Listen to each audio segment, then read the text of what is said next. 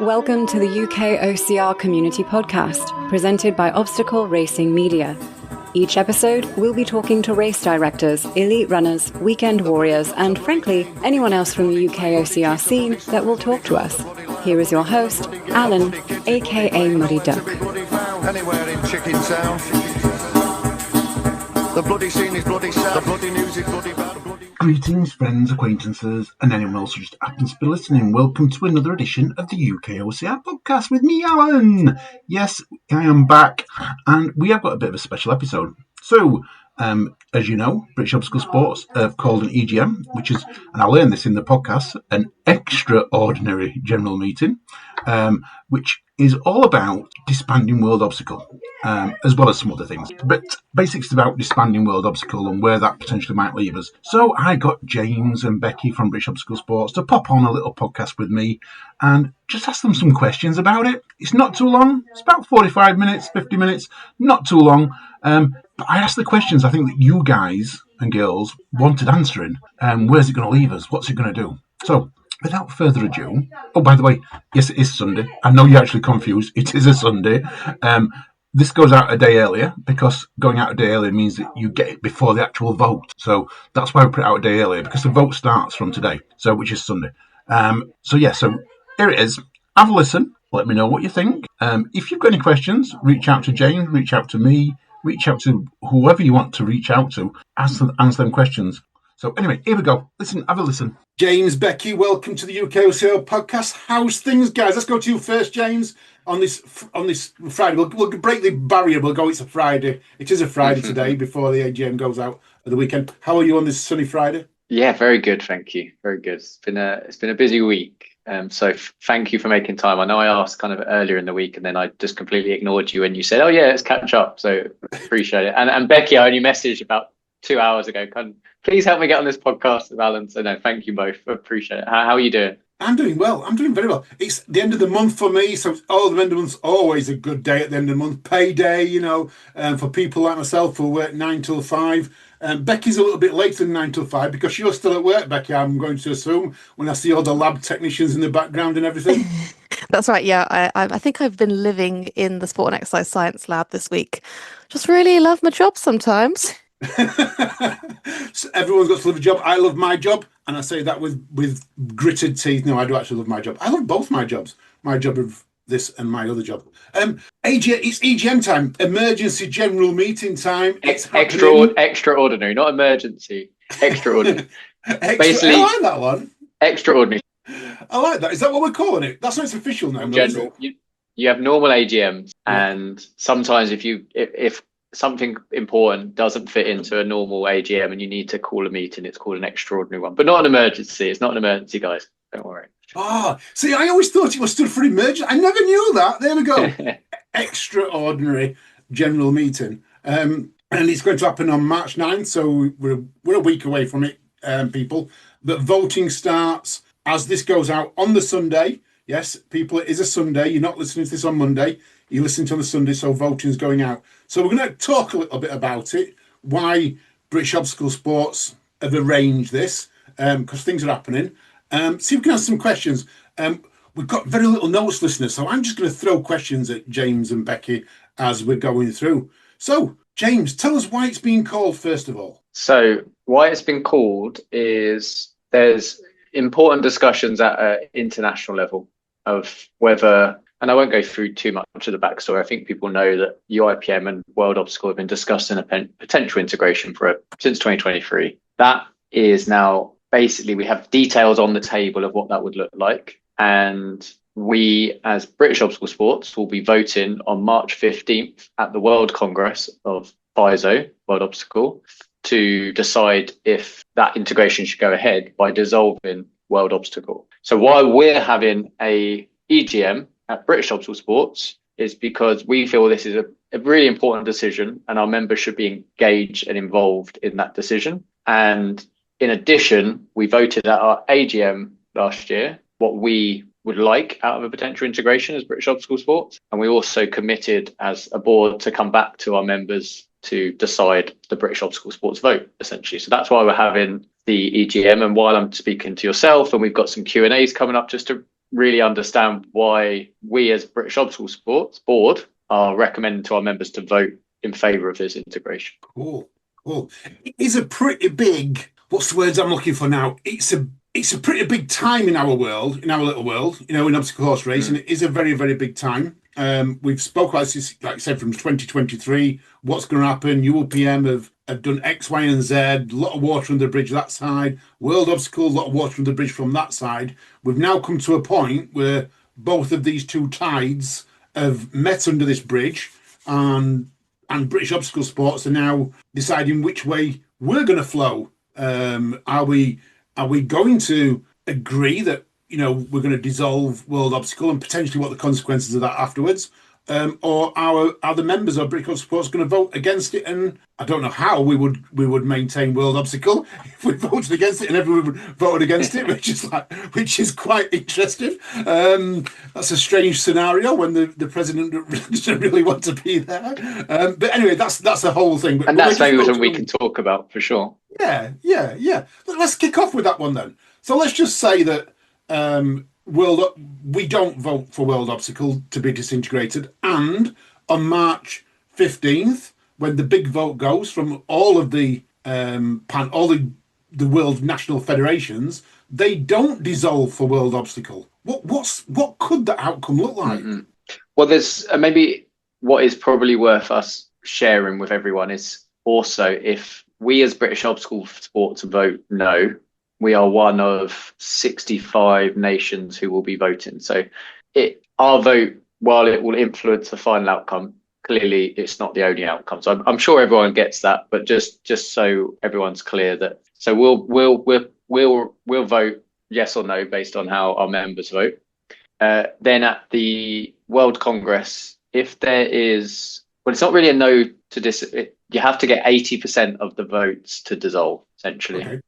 So just sharing that information. It wouldn't be the best outcome. And again, this is why we're recommending as a board. Part of the reason there's a few reasons why. One is UIPM as an organisation have voted to take obstacle sports into their statutes. Now, they don't necessarily have the full community support right now. This would be an indication that they have the support, but they are an Olympic sport. They have significant budgets, certainly compared to World Obstacle, and a lot more influence in the international IF space. So what that would mean is, if we vote no, we're truly could be seen as a rival. We're not really being seen as a rival right now because there's this discussion of integration. We would be seen as a rival of UIPM. And it effectively creates a bit of a civil war, for want of a better word, in the sport. That is never a good thing for a sport. We see it in a lot of martial arts sports. You see it, boxing, parkour has had it for a number of years. A unified sport is always going to be stronger. Why British Obstacle Sports, I believe, has been successful in the UK is because it's been unified with the community. Ninja has come in. There's no rivalry really from a sport perspective. There's small bits and pieces, but in general, we're as one community. Yeah. So the message in a positive way from British Obstacle Sports is, if we can move forward with this integration, we'll be a unified sport at a higher standard in terms of access to funding at an international level, just governance and professionalism. So really important from that respect. And that is the kind of positive outcome. The negative outcome, as I say, is a civil war, and we're up against a large international federation in UIPM compared to World Obstacle. UIPM have given really positive structure for obstacle sports within UIPM as well. There'll be separate commission that will represent obstacle. The rules will be driven by that commission.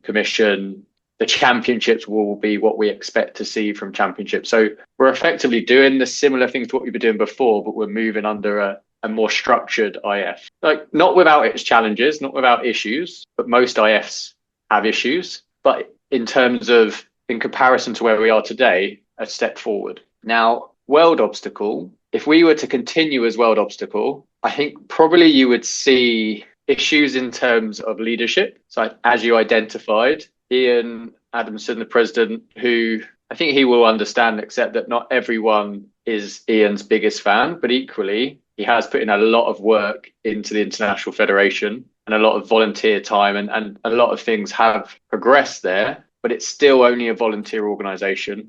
And I think he would probably step down, and then who would step forward? That would be the challenge. And as we've identified in our board positioning, there is debt within World Obstacle that whoever steps in would need to take on as well. And that's just not a viable thing to do because there are just aren't the resources. So it would be problematic is the short answer in that respect. So it's much better to come for it from a unified, let's take this sport forward under this new agreed framework, which is a positive framework, rather than the opposite, which I think would be for me would be negative for the sport in terms of the future. Becky? I think for the members listening, the things that you feel week to week in competitions is that community, including internationally.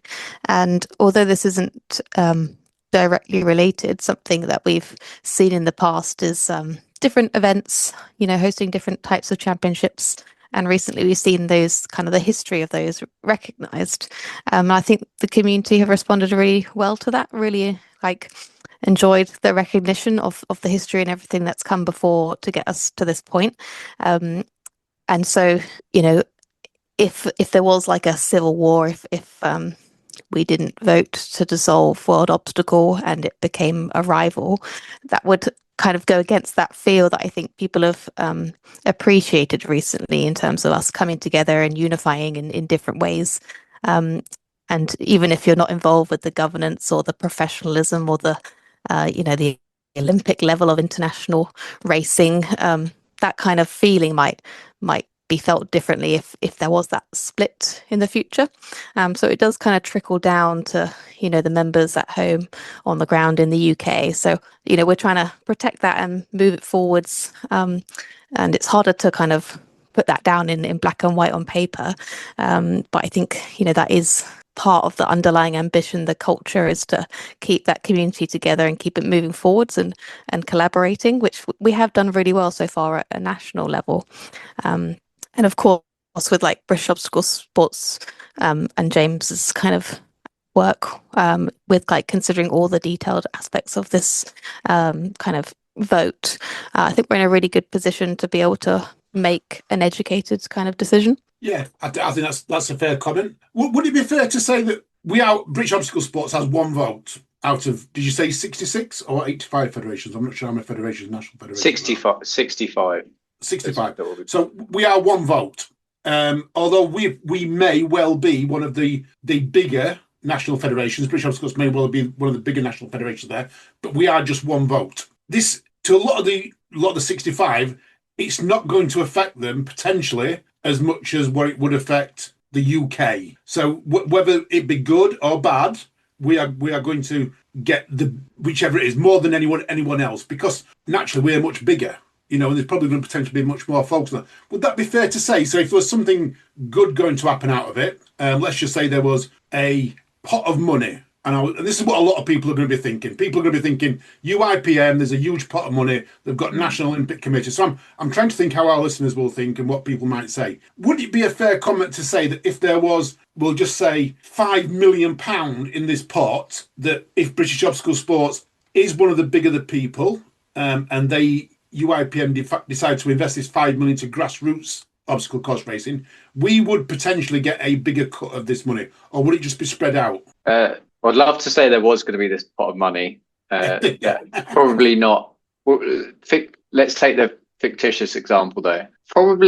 It probably wouldn't be divided equally. Actually, let's not create a hypothetical scenario. I think the question what I was trying to point out, James, was would we reap the benefits? Would we get more benefits than some other countries? The point I'm trying to make. Yeah, no, for whatever sure. those benefits would be. It's a little bit of a depends answer. Sorry, for us in the UK, we're already developing towards full recognition. We're really blessed with a really clear structure for recognition that is based on the governance of the sport and how you run the sport, etc. So we're already moving forward in the UK, and I'm sure we'll talk about the UK later. Other countries, actually, the Obstacle Federation is completely blocked from any form of recognition in their country unless they are an NOC Olympic sport. So for those countries, it's a massive win, and actually why we probably are to a certain extent where we are today, because it was actually a revote at the Pentathlon Congress that is why it ended up in the statutes, because the mighty OCR of Malta, mighty OCR nation of Malta, and I shouldn't dismiss Malta, every nation's important, but it's a small OCR nation, put their hand up and said, we need to be recognised by Pentathlon because we can't be recognised in our country if we're just OCR. And that actually turned the vote in favour of adding it to the statutes. So that's where it's going to be different in every country. For us, benefits wise, I would say we're likely to see more benefits in the UK as a result of integration with a larger IF than where we are with World Obstacle. I couldn't say exactly how that's going to play out, but recognition is always beneficial, and that's why it's so important to us to be recognised as a sport in the UK, because there's certain groups, organisations, funding partners that just won't speak to us unless we are recognised. So that's why it's so important from a UK perspective, but equally from an international point of view as well. Cool. I get that. No, thank you for that. So, British Obstacle Sports, the board, you have published a letter, a resolution board statement. I think we should move on to that and just explain to why you've done it and what it says. But for anyone who wants to listen to it, if you go to britishobstacle.org/AGM/ you will find details on there. It's under EGM. If you go halfway down, click formally published position in support of integration. You will find the letters listed if you want to read it yourself. But talk us through it, James, how you came to your decision and the main reasons why. Yeah, so I'll maybe start and then maybe Becky can add, because it was discussed at a board level and we all voted kind of in favour of the position. We always need to look through the lens of what's the best thing for our sport. And sometimes the answer isn't the obvious answer or what you would naturally think, because, and I would feel this, in a utopia world, we would have an IF, which is purely obstacle sports. And that would be a Olympic or a fully recognised international federation. But we're not in that world. So then what we need to do is look through, okay, what are the options available to us? Stay as World Obstacle, and we've talked about some of the challenges there. Look at what other IFs, because there is another rival IF. Does that provide a solution?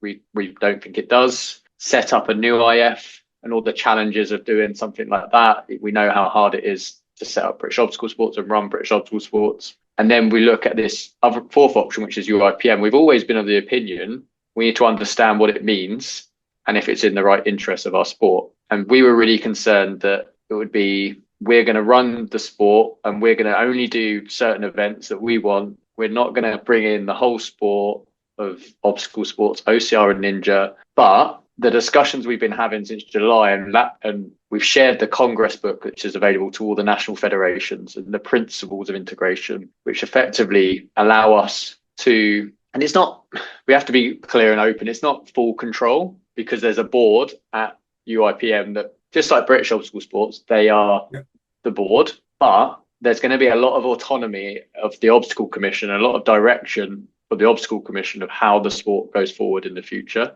And UIPM are looking to us as the community and the experts in the sport to take the sport forward, certainly at a grassroots mass participation level. And I think what we can learn from UIPM is how to put on bigger events, TV production, all of these elements at more of the elite level. But UIPM are not here saying we only want the elite racers. I think that where they've got excited by obstacle sports is the breadth and the scale and the mass participation side of obstacle sports, and how that can grow the collective UIPM international federation by being more than a Olympic elite sport. So, and they do have other elements, to be fair, within UIPM, which is not Olympic elite, like laser run and different things. So that's why we just wanted to share all of that information in the letter and share the boards. And we've been talking, maybe Becky, you could talk through, we've been talking about this a lot for a number of board meetings for a long period of time, but maybe Becky, you want to add a bit more to that? context. Yeah, it certainly has been a gradual progression, a very well considered by multiple board members, including new ones and old ones. And in fact, in our last AGM in September, you were there in person, Alan, if you remember, we also had loads of questions from the community. And it's hard to actually remember that far back in detail, I think. But we do have minutes and things from those meetings. But at that time, the community was really interested as well. And so we have gradually tried to make sure that this information does reach everybody. It's not supposed to be a shock or a surprise. There's nothing, to hide. And I really think that the first point, if you do look at some of the information we've shared, is really the most important thing. It doesn't matter that this other things happened at this, politics is happening at this level, or there's this much money needed here. I think ultimately it comes down to, we want to have credibility. We want there to be a way that all the national federations can work together, which is through a well-functioning international federation.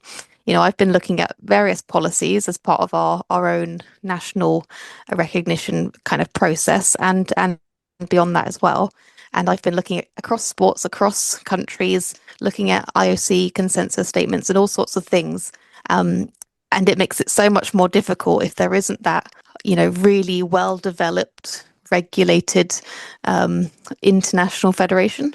And of course, we love obstacle sports. We know that we want to protect the unique variation that we know and love about OCR and Ninja. Like, we're not trying to standardize the rules so that if you can or can't do this, it's just a way of creating like a scenario that protects athletes and makes the sport sustainable, that people and everyone can like enjoy it for a long time. And I do think that this more developed international federation is a good direction for that. There is a lot of recognized framework that exists already that we can learn from and use. And this is actually like an accelerated way to do that. Yeah, cool. I get that. That is probably right. Just going back, just one point there that you made of UIPM will have this commission underneath its head board of an OCR commission or a committee or something like that. Is this going to be a little bit, rather than saying UIPM are going to take over obstacle course racing, they're more of integrating obstacle course racing into their sport? Would that be a fair comment? Yeah, I think so, because UIPM has several sports already. Well, to be fair, they have obstacle sports, but they haven't really structured it. So you've got pentathlon, you've got laser run, you've got biathlon, triathlon. They do different events in. So obstacle sports would come within that, and the obstacle commission would have OCR and Ninja working groups underneath it, but that commission would effectively run obstacle sport or influence obstacle sport. So what the benefit we're going to have here is we're going to have a paid team that will be working on things.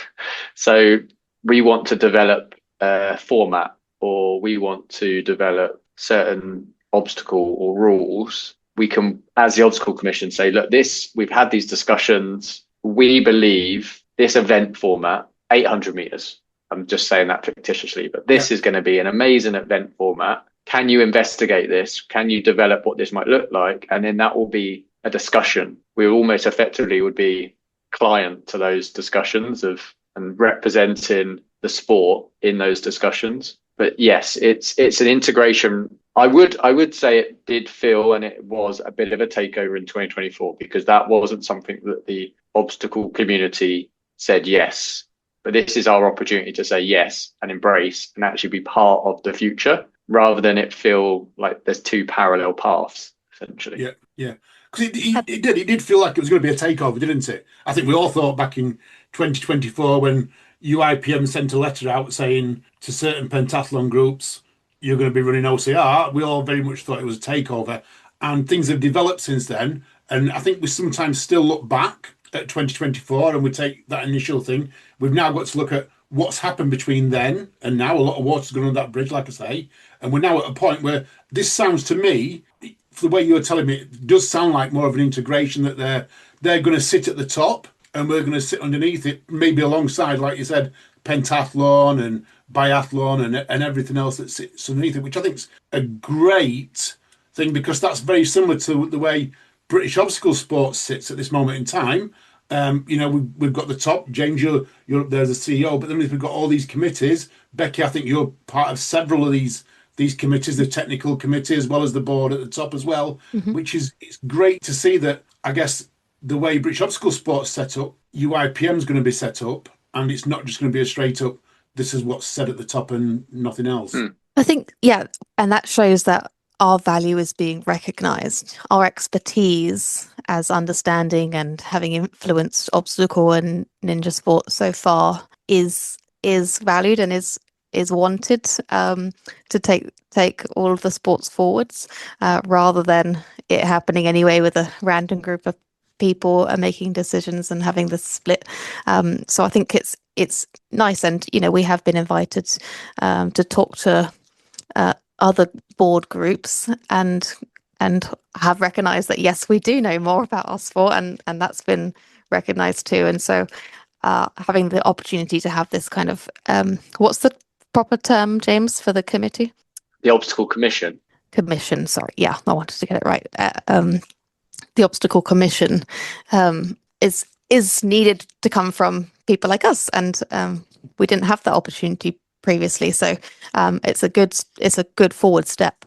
And it should be added that in the Congress book outlines that they are going to look at statute reforms. So when the next Pentathlon the UIPM elections are in 2028, that there will be a move towards trying to have that commission that will become a committee which is elected, which I know is something that you raised, Alan, as something that was important.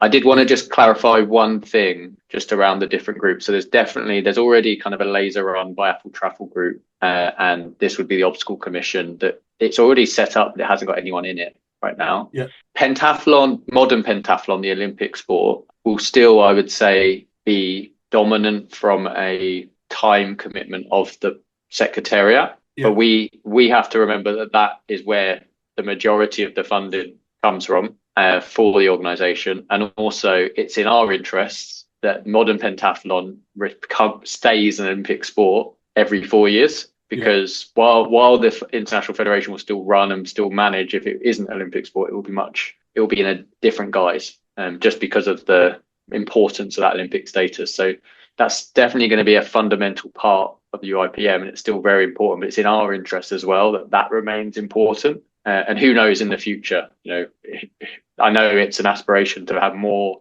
Olympic medal events, and that could be obstacle in the future. It could be laser run, but I think we should remember that. But equally, we're still going to be 10 steps forward in this new form than we are today, regardless of that point, which I mentioned, which, as I say, is important to us, that modern pentathlon retains that status and has that kind of continued Olympic. But it's been an Olympic sport for 100 years, so it's important that continues.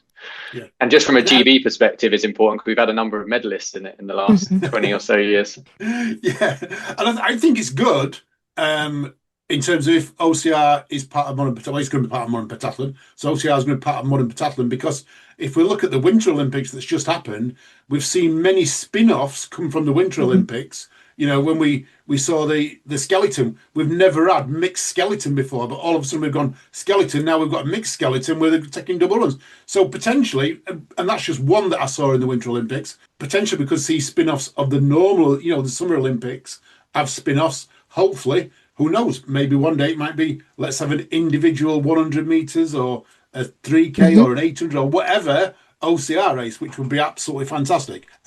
Regarding governance, UIPM's absolutely been there years and years. We've got Pentathlon GB there in there years for years.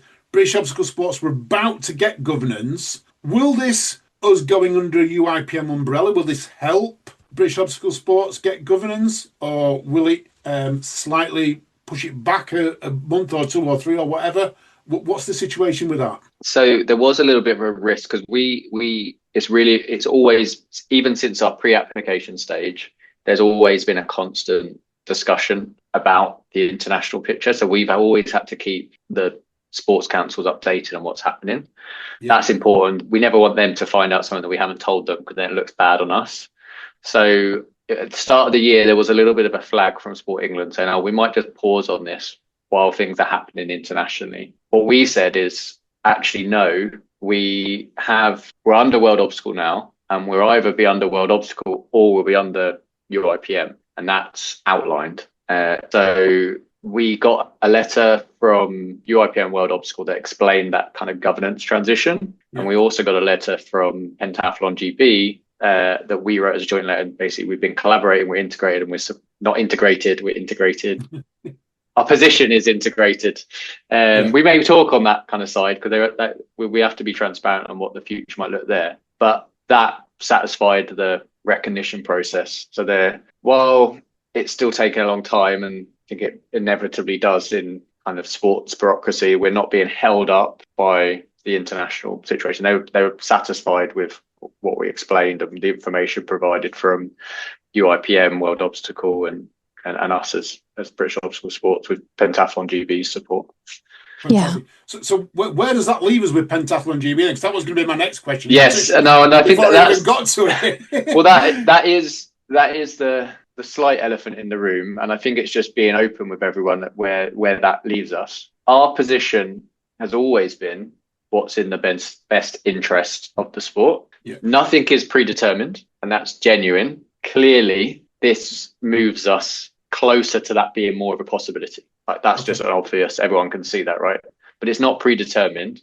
We have a really strong partner in Pentathlon GB that approaching this with a really open mind, like what's in the best interests of our sport. I would add the position of UIPM is very clear in terms of they want one national federation at a national level. And they've planned out a transitional process that goes until end of 2027. Again, that's in the Congress book. But they've also said that it's not forced. There's no forced integration. They want it. They want to encourage it. Clearly, it makes sense for them. We need to decide as British Obstacle Sports and Pentathlon GB if it's in the best interests of us nationally. And it could be that we have this discussion and we come back and say it is in the best interest for these reasons. But equally, it might not be. Like, just for example, we're very similar levels of scale. Yeah. Pentathlon GB's focus is on winning Olympic medals, in addition to some participation element.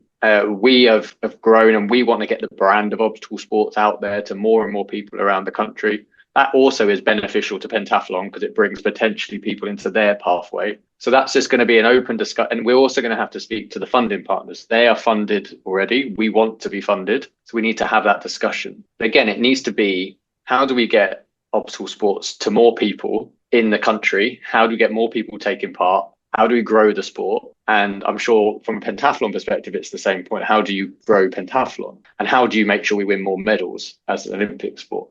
So that, and we've put that out in our kind of position as well. So we've always said this in terms of we have an alliance and a collaboration, and we will continue to collaborate in what's in the best interests. And I think that's where you've got my commitment as chair of British Obstacle Sports, that this is always about what's in the best interest of the sport and how we grow the sport. And I think there's going to be a lot of discussion, including with member consultation on that. What we'll try and do as a board is kind of come to that. If this all goes through, we'll meet with Pentathlon GB and develop a point of view very quickly so that can be shared, because I think what people don't want is uncertainty. So we need to try and address that kind of question. I think it's really important, and Pentathlon GB share this, that the first priority is recognition for OCR and Ninja in the UK, because if for whatever reason that's delayed, it could take another year, 2 years, even 3 years to be recognised as sport. So it's so important that we're recognised as British Obstacle Sports as the first step,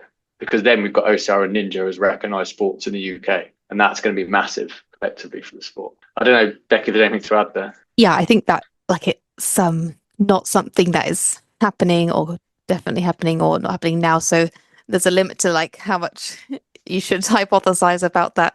But to give a bit of confidence, I suppose, if people are worried about one direction or another, Pentathlon GB is a established professional organisation in my day job, so not with British Obstacle Sports, but with Bournemouth University. In fact, I have had exposure to working with Pentathlon GB, and there is so much more access and things that sports can gain from having that level of recognition. Ideally, as British Obstacle Sports, that's what we're still aiming for, and in the process that we've been going through for the last 4 years or so. And I see that as a really good goal for British Obstacle Sports. But Pentathlon GB already have that well established. If that, is an opportunity down the line that is best for our sports of obstacle and ninja sports. So, I'm not worried. I think we have an open mind, and we also have our direction right now, which is our obstacle sports recognition. But yeah, I wouldn't be worried about alternative things if they became the right thing to do down the line, because I've seen some strong work from the other side of the table too. Yeah. And there's lots of permutation. There's also lots of permutations there, Alan, just as, and we haven't done as much research into this, to be honest, because we could hypothesize all these things and it doesn't happen at an international level. But just as an example, Trail Running Association, they are not governing bodies, they're associations, but they have autonomy of their sports under UK athletics. Now, again, I'm not saying that's a direct, but there's so many ways it could go, including British Obstacle Sports and Pentathlon GB remaining independent, but just working together. And that's kind of that's the homework if this all goes through, essentially, and that's the next step. And I think that's what I know what a lot of our listeners want, and I think that's what a lot of British Obstacle Sports members want, is they still want some type of autonomy. I know it's what I want.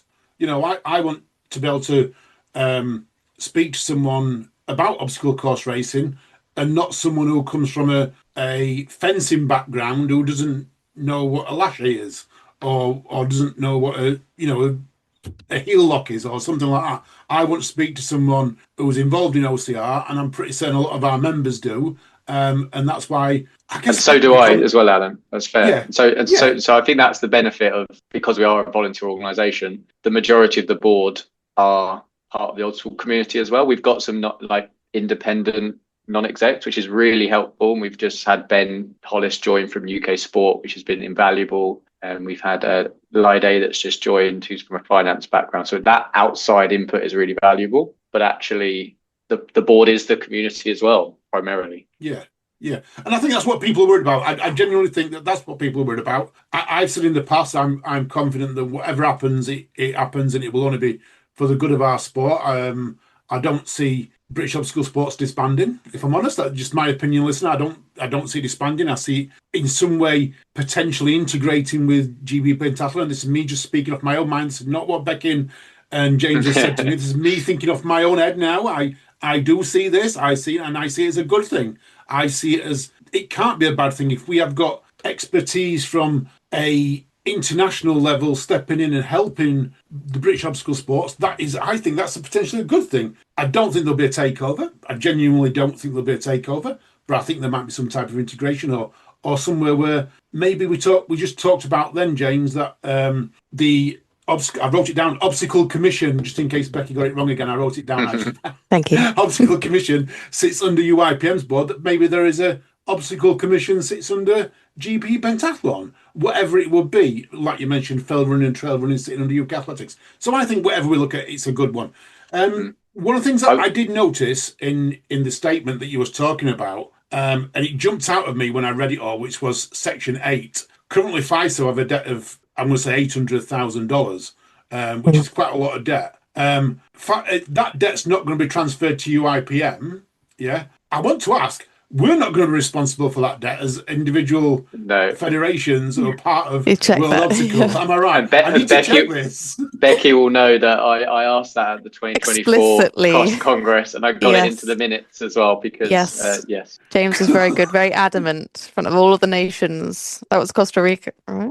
Yeah. And absolutely, write that down. We will not be taking on the debt. Well, that's exactly what I wanted to hear. There's quite a lot of parts on this. I mean, those are the things that jumped out on me. What personal reason? I'm not going to ask for personal reasons because you're on the board. I'm not going to ask for personal. I was going to ask you what personal reason do you want the? I'll give my personal reason why I want the integration to happen. People, you make your own mind up. I will be voting yes. I'm telling you right here, right now, because I just see it as a positive. I see it as the joining of World Obstacle disbanding. and as joining a experienced International Olympic Committee, I don't see that as a bad thing, and I just see OCR growing even more. But from a board point of view, what if we do integrate, James? Yeah, what are you looking forward to most if the integration does happen? So, and I will maybe, I guess, clearly representing the board, but my personal opinion is the most important thing we can get out of this is a unified sport that will move in together to grow the sport. Because I think if we can get everyone, it's the same in life, right? If we get everyone in the same direction, only good things will happen. And it's not without risk, it's not without challenges, but I think going forward together is going to be the best outcome for our sport. So that's what I'm excited about. Who knows where it might lead? But if we can make it happen, the opposite is not where we want to be. And you see it play out at a national level, thankfully not in the UK, but when there's politics that get involved with the sport, and there's rivalries, and there's this federation and this group. And we do sometimes see bits of that in the UK, but by and large, we're pretty united. And I think the more you can have that as a sport, the better outcome there is for our sport. So that's kind of from a personal and a boss perspective why I'm excited. And just to have that level of governance, which will be a step up for us internationally to allow the sport to focus on the things we need to be doing, which is getting more people doing our sport ultimately. Cool. Becky, same question to you. Yeah, I mean, I love our sport. I started as an athlete 10 years ago, and I think sport is good for your health, your physical health, your mental health, your well-being, your community, and it's exciting. I'm excited by OCR still, and I just want other people to experience that, and that's why I've volunteered my time over the last several years, because I've come to realize I'm probably not going to make it as a professional athlete in any sport at turning 35 this year. But what I would really love is to create a legacy, give back to the sport and create that opportunity for younger athletes. I don't have children of my own at the moment, but I really want to make an impact so that other people can enjoy sport as much as I do. It has had such a positive effect of my life, socially, physically, and in many other ways. And I just would love opportunities to be there for people to progress if they want to compete at a high level in it, but also to reach more people so that they can have those that whole different range of positive things that sport brings. And I do think more people will be interested in obstacle course racing and ninja sport if they knew about it. And I think this is one way to kind of achieve that. So really, I think it's about legacy and progress and evolving just to have, a positive impact on people's lives. Fantastic. Couldn't agree more. Listeners, I say we there, I was using the royal we. British Obstacle Sports, I've got Q&A sessions going off. First one's already happened, if I'm right, James? Correct. It was, Monday just gone, so it was a relatively short discussion, but it's, we've had that one, but we've got two more. So if you're listening to this on the Sunday, which is March the 1st, you can listen in at 7 to 8 p.m. tonight, join in any Q&As. And there's also one on March the 6th at 12 till 1 p.m. How do people join these Q&A sessions? So we'll share the email again when the vote goes out, but everyone who is a registered member would have had the links sent to them. So it's in the email, essentially. If people don't have it, they can reach out on email and contact us. And just in general, if anyone's got any questions. And we'll also obviously discuss it at the EGM itself, but voting is open for 7 days before. So if someone maybe can't join the EGM, although we want people to, they can get the information beforehand and vote ahead of time. Fantastic. I will be putting links into this, listeners, so you can check out the resolution board statement and also find details from British Obstacle Sports. Becky, James, have I missed anything? I don't think I have. I think we've actually had quite a good conversation about this without going too heavy into it. I think so. I think, like you say, Ellen, people can join the Q&As or reach out with questions that we haven't answered, but we've covered quite a lot of ground. So there's a lot of words, so I can really simplify it. If you think you want that, just reach out to me, James, or any other member of the board, and we can put it in a language that you understand. Thank you, guys. Thanks. You. I don't know what you want. Let's have a bit of fun till I die. Thank you for listening to the UK OCR podcast. I hope you enjoyed listening to our podcast today. If you like what we do, please think about joining our Patreon. It only costs £2 a month and it goes to help supporting us to put these podcasts on. Or, if you fancy a one-off payment, just buy us a beer. The links to both are in the description. In the meantime, you stay safe and you keep on running, everyone, and I'm sure we'll see you on the course soon. Take care. Bye.